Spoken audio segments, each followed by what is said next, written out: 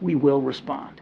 The White House on Monday said U.S. President Joe Biden was weighing his options after the drone attack in Jordan by Iran-backed militants that killed 3 U.S. service members and wounded dozens more. Here's White House National Security spokesperson John Kirby.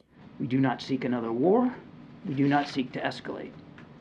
But we will absolutely do what is required to protect ourselves, to continue that mission, and to respond appropriately to these attacks.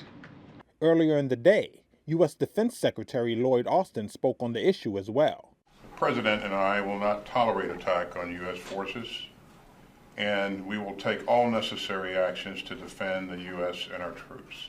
Later, Pentagon spokesperson Sabrina Singh identified the soldiers killed in Sunday's attack, the youngest victim just 23 years old.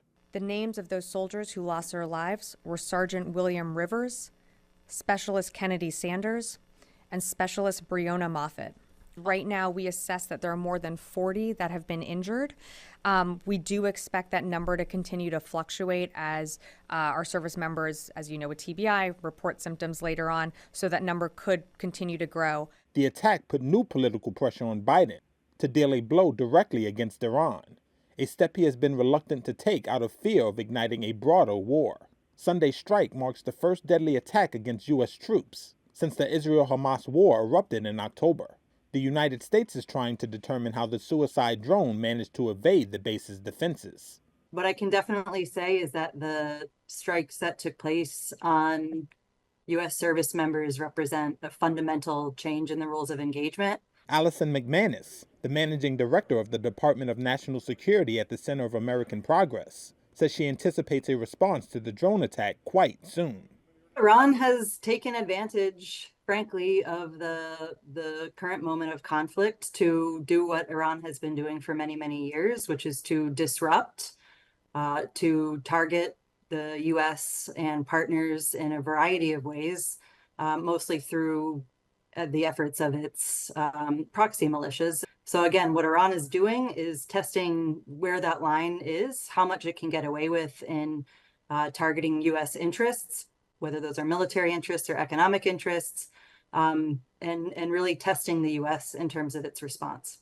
U.S. troops have been attacked over 150 times in Iraq, Syria, and Jordan, as well as on warships in the Red Sea, where Houthi fighters in Yemen have been firing drones and missiles at them.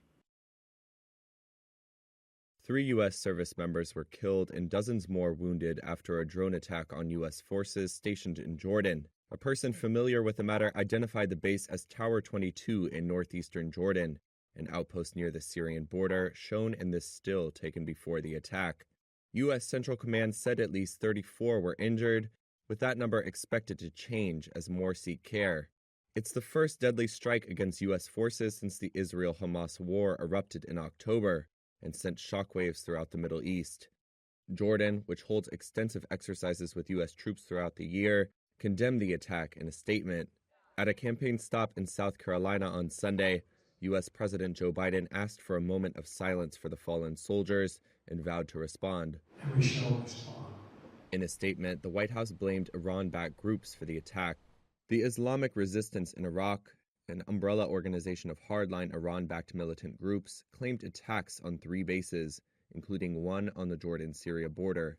U.S. forces have come under attack more than 150 times by Iran-backed groups in Iraq and Syria since October. While the United States has maintained that Washington is not at war in the region, it has been retaliating against the Iran-backed groups in Iraq and Syria and carrying out strikes against Yemen's Houthi military capabilities.